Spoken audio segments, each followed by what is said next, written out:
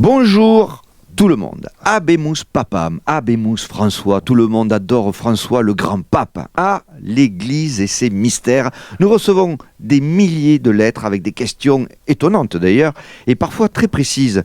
Combien gagne un pape ?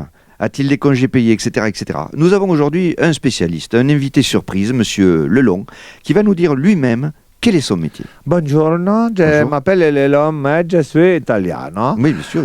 Directeur commercial affecté aux opérations spéciales pour la marque de sous-vêtements Eminence. Évidemment. Alors, vous fournissez, je crois, le Vatican. Bien sûr, nous fournissons le Vatican depuis toujours. Nous avons toujours, nous nous occupons des boules de la Oui, bien sûr, bien sûr. Alors, vous pensez bien que tout le monde se pose des questions. Que se passe-t-il sous les robes épiscopales ? Il faut savoir que personne ne voit la chose pareille. Allez-y, nous mourrons d'impatience. Il y a l'ancienne école, très stricte, organisée, avec tout le monde qui est à sa place. Et les brebis seront bien gardées. Voilà. Nous avons pour cela une gamme renforcée, un genre de slip armé.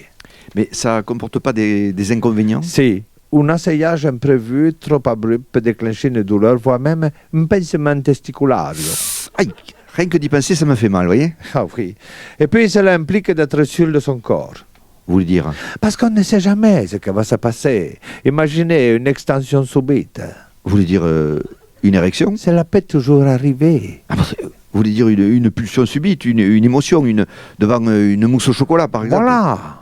Une religieuse au café ? Voilà, ou un enfant de cœur au chocolat. Au chocolat, évidemment. Évidemment. Ça existe, ça ? Oui, ça existe. On va remarquer, ça fait mal. Hein. Moi, ça me l'a fait en réunion de rédaction à France Bleu. Ah. Il y avait une nouvelle secrétaire canon. J'avais un pantalon moulant en sky.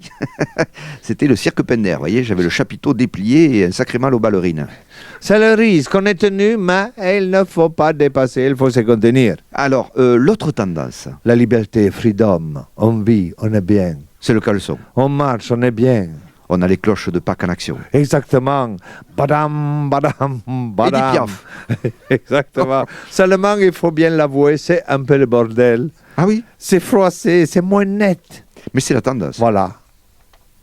Et au niveau coloris, dessin, Alors là, comme c'est au plus haut niveau, que c'est tout à fait personnalisé par les papes que nous savons. alors vous créez des tissus exprès ? Bien sûr, Jean-Paul II était polonais. Oui. Nous lui faisions des bas de caleçon en doudoune, car il avait toujours peur que la neige monte. Ah, trop. Et Benoît XVI ? Il était autrichien, hein. Vous ne le raconterez pas. Ah bah tenez, vous rigolez.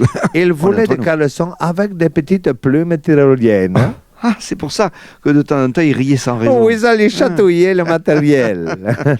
Et pour François ? C'est un secret, mais on a reçu la commande hier. Ah, là, allez-y, allez-y. Vous savez qu'il est argentin, il est fou de football. Oui. Il s'est fait broder 2 ballons de foot au fond de cage et Maradona qui lève le doigt. Ah oui.